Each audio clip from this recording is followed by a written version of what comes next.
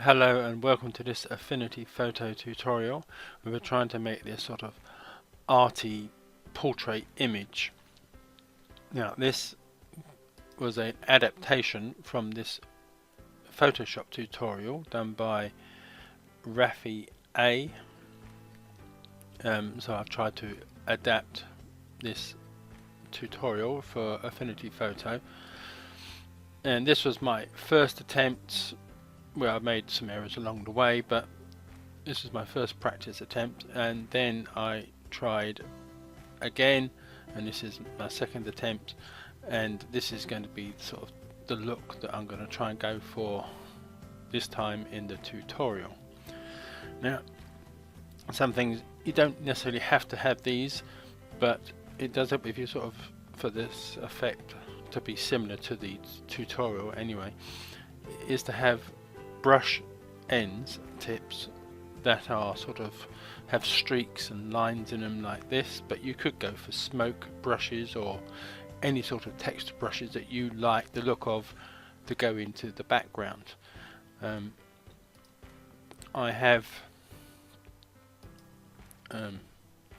will add links to 3 places where you can get these sort of paint splatters or strokes that do have some of these sort of streaky lines in them. This one here is from bitbox.com, and the thing we need to download this is near the bottom.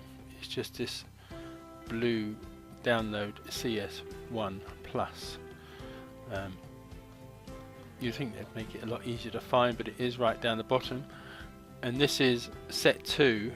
You can also get to set 1 by clicking on this bit here and finding the download from that.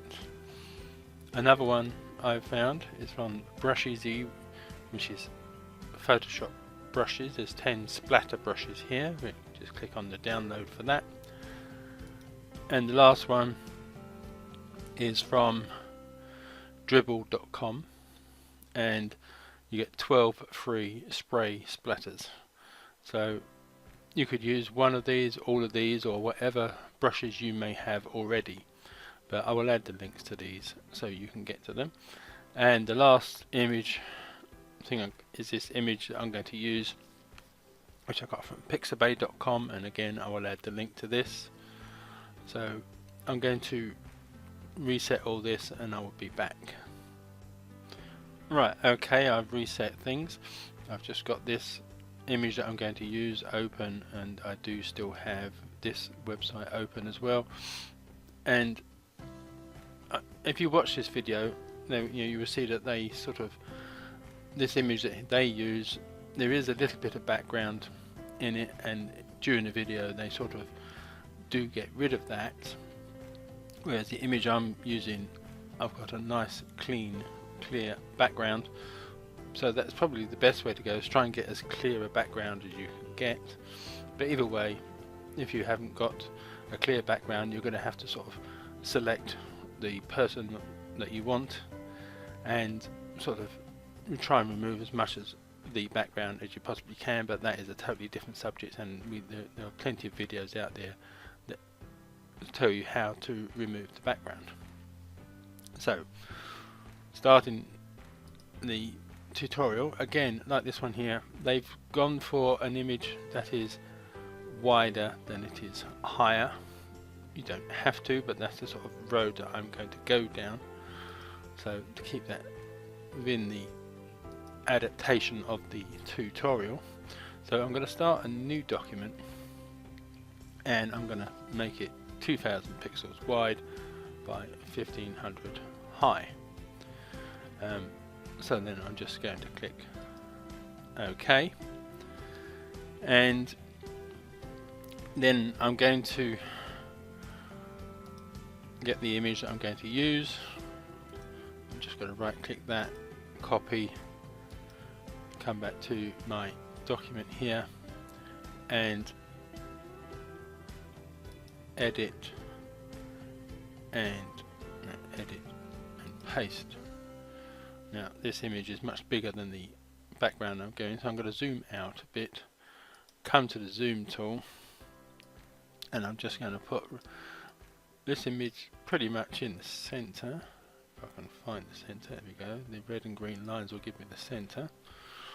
So then if I hold down the control key and come to one of the corners, it will reduce the image from the center point. So I can then bring this in to where I want it, and then press Control and 0 to come out. So that's, height wise, that's where I want it. Now in theory, I could put it over here on the right, and I really can't explain this, but for some reason I quite like it on the left. So I do need to flip the image, so I'm going to come up to Arrange and flip horizontally, so this gentleman's looking the other way, and then I can bring him over to the right. Like I said, I can't really explain why I prefer it here on the left, I just do. So the next thing I want to do, let me just come off that a sec so we can see that better. Right, I'm going to highlight this image and I'm going to duplicate it twice.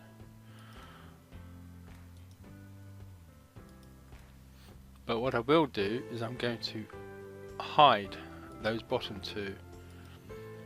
Now I will only be using this one in the actual tutorial. I'm just keeping this bottom one here because if I always think it's best to have a copy of the original one, partly for comparison, and also if you make mistakes you can always come back and use it again. So I will be using this second or the first duplicate a bit later. So having the top and visible layer highlighted,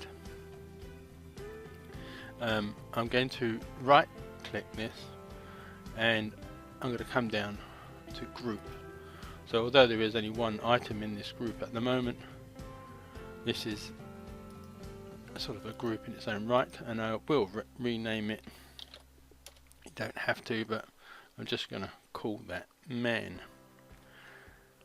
So I'm going to open up the group and highlight the image within that group, and I'm going to add a threshold adjustment. So you come down to the adjustment icon here and come up to a threshold.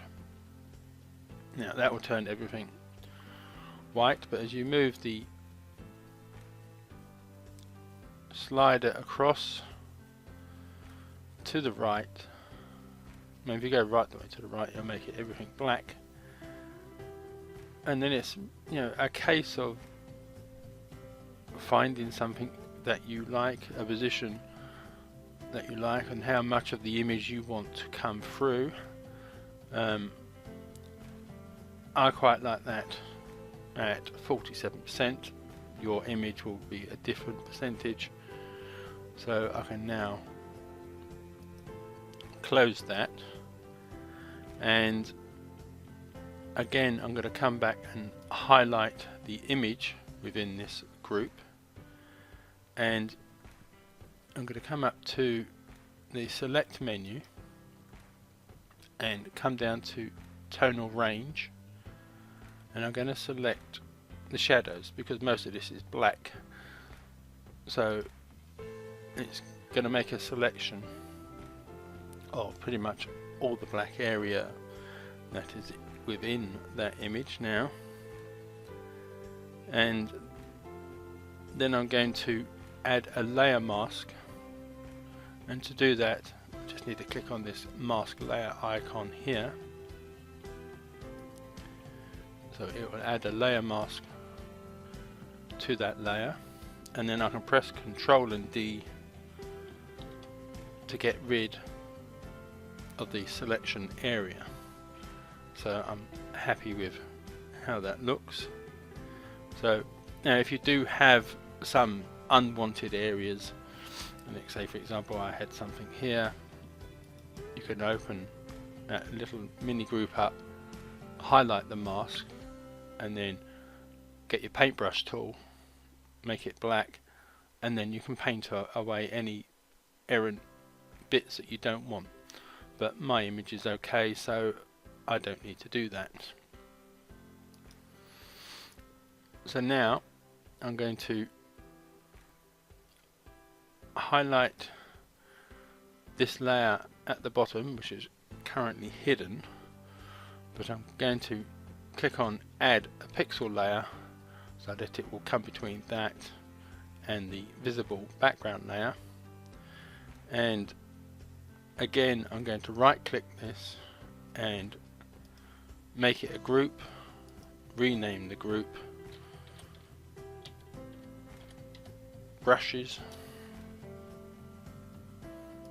and then open the group and highlight the pixel layer that is in it. Now you could rename this layer because we're going to be adding other layers into this if you want, so I'm just going to call this brush 1. So on this layer we now need the paintbrush tool, so click on that, and then you just need to select a brush to work from, and the first one we're going to look at is one of the ones that I downloaded, which is the BB Watercolor 2. So you got these various brush tips. Like I said, they have all these like streaky lines and they go off in all directions. So it is just a case of lowering it in size if need be, and just finding somewhere where you like the look of it. Let's say there. Let's see what else we got here that might work. That one, no, don't like that one. This is can all be a bit hit and miss, which one you think works with your particular picture. Let me just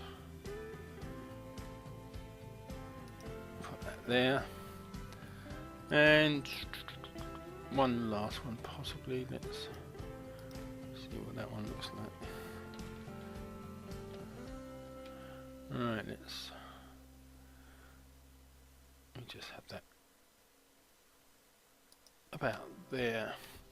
So when you're happy with whatever positions you've put them in, and so you could put some over here if you wanted, what I'm going to do is I'm going to reduce the opacity of that down quite a long way, so about 20%, like that. And then I'm going to add another pixel layer above this. So just again click on that icon. I'll rename this one brush 2. Let me try one of the other sets which I've downloaded, and we're going with this splatter brushes 10, and see what we got on offer here. So let's have a look at this one. Maybe it's very similar to what. Oh, there we go. So you got splatters if you want them. It is a case of hit and miss as to which one might work. That one might be okay. Let's try this one. Got that one sort of coming out like that. No, don't know that one. That one's not too bad. Let's reduce its size. I had that one sort of coming out like that. So I'm happy with those ones, so I'm going to reduce the opacity of these ones, and I'm going to reduce this down to around about the 30% area, like so. And then again add another pixel layer, and we're going to call this brush 3. Now this time we'll try one more from the last set that I downloaded, which was this splatter brush pack, and let's have a look at this one. Alright, no, don't. I might use that one a bit later. Let's try that one there, and I'm going to reduce its size a little bit, not a vast amount, and I'm going to put that about there. Now, because this is on a layer, it doesn't mean you have to sort of leave it in that position. You can come to the move tool and you can move it around, you can resize it, but more importantly, you can rotate it. You know, in any position that you want. So I'm going to sort of come up here. Let's try it about there. Zoom out so I can see that rotation point still. There we go. And just have it about there. And reduce this opacity down to the 30 to 40% mark. That's on 40%. So you can add as many brush layers as you want. I'll add one more. Rename that one brush 4, and I'm going to put something over here.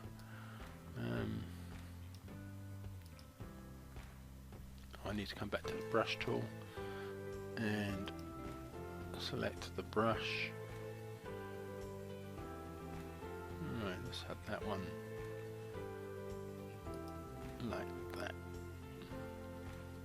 And I'm not going to rotate this one or what have you, but I will lower its opacity down to whatever you think looks good. So I'm going to put that one on 50%. So there I've got all my various splatters and brush strokes. So once you're happy with the brush strokes and the background, I can just close that group now.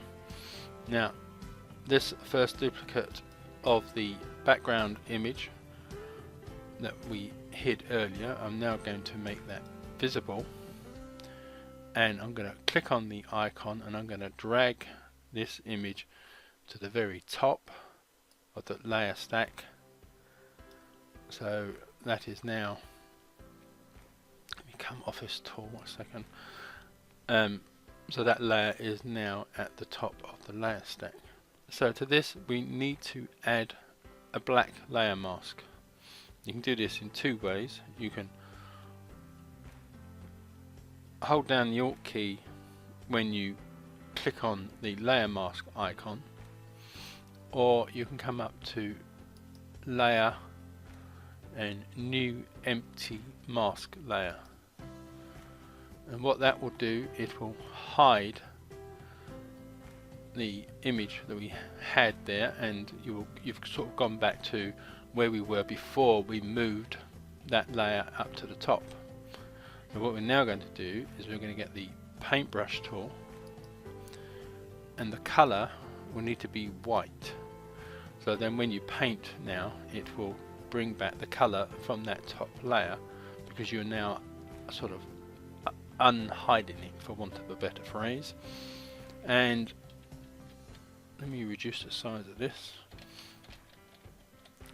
Now you could do this in any brush you want, but it's sort of quite helpful, I think, to use one of the brushes that you've used before, because you get all these streaks that will sort of make it an uneven uncovering of the image. You don't want a perfect uncovering.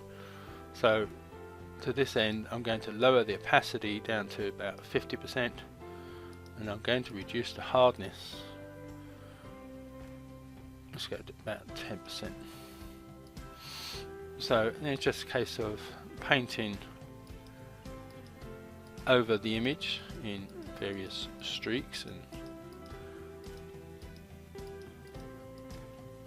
motions, and you don't have to be too perfect with it, and you don't have to stick with the one brush. Let's try a different brush. Let's try one from one of the other packs. Let's try this one, and this one is a sort of more splatter than anything else. Let's try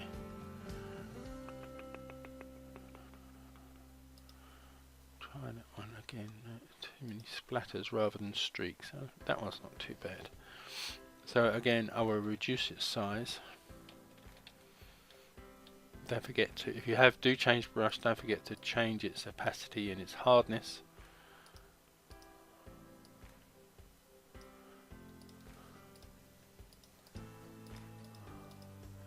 And just bring back as much of the colour as you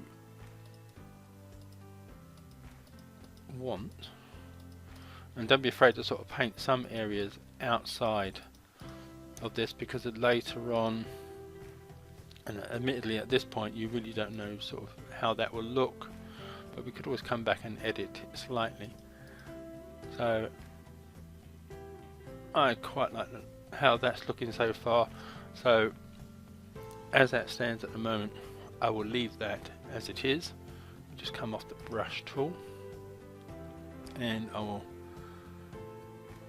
highlight the top layer. Now you could, in theory, and it's more a personal taste thing, but if you sort of, as it stands at the moment, you're not too happy now, or even maybe a bit later, and you want to alter how the background looks, you can always open up any of the brush layers and alter their opacity, and maybe even add more brush strokes if you think it needs it. But I'm going to leave mine as it is at the moment. And on the top layer I'm going to add a gradient map, which is from the adjustments. I'll click on the icon and click on gradient map. Now, to be perfectly honest, I did think I would never ever use the default gradient map, because I didn't think anybody would want those horrendous colours, but this time I am going to keep the colours. But if you want to pick some other gradient of your own, whatever, change the colours, that is up to you. Go with whatever suits your particular image. So I'm going to leave the default gradient map, and I'll just close that down, and then I'm just going to lower the opacity of that so that I add a little bit of colour to that background. Now where I have this sort of straight line down here, I'm going to sort of tidy this up a bit. So I'm going to come to the layer mask that's on the top here and click and highlight that. Come to my brush tool, and then I'm going to change the colour back to black, and I can make alterations to this and sort of brush away some of this colour that I don't necessarily want, and sort of help hide that straight line that I was getting.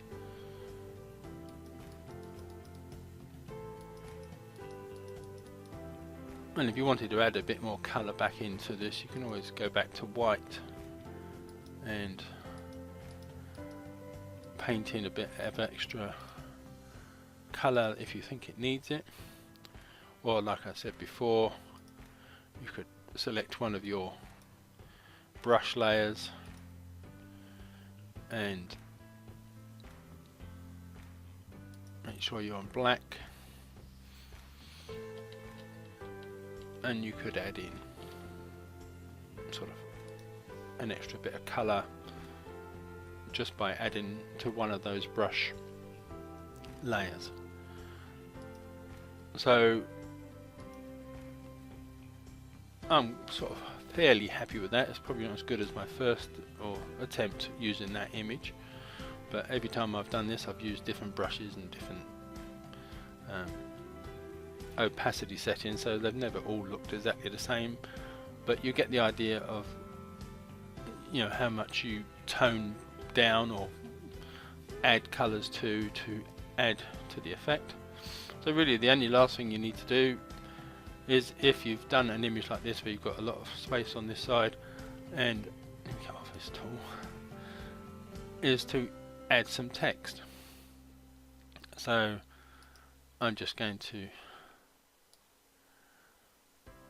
add a little bit of text here.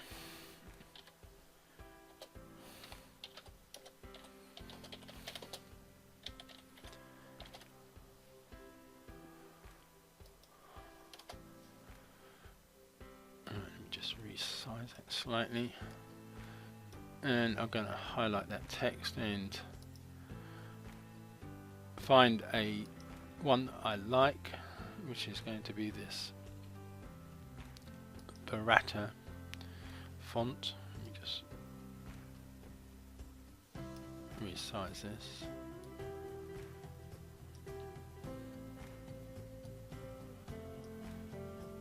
And then I'm just going to put a slant on this. Now this you don't, I always find this very difficult to do, but if you can move the cursor between the rotation node at the top and the top node across the top of the image, the cursor will change to a double-sided arrow. And once you've got that, if you click and hold, you can then sort of slant the text left and right. Like so. I'm happy with that, and then let's just change the colour of that. Maybe add a little bit of stroke.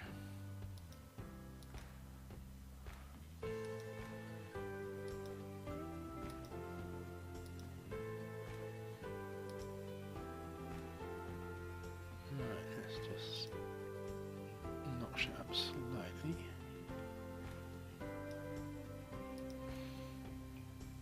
So again, the font and style and colour and whatever you use, your own personal taste. So I'm reasonably happy with that. Probably still not as good as my first attempt on that. And then if you want to add things like effects to that, we can have a bit of outer shadow maybe.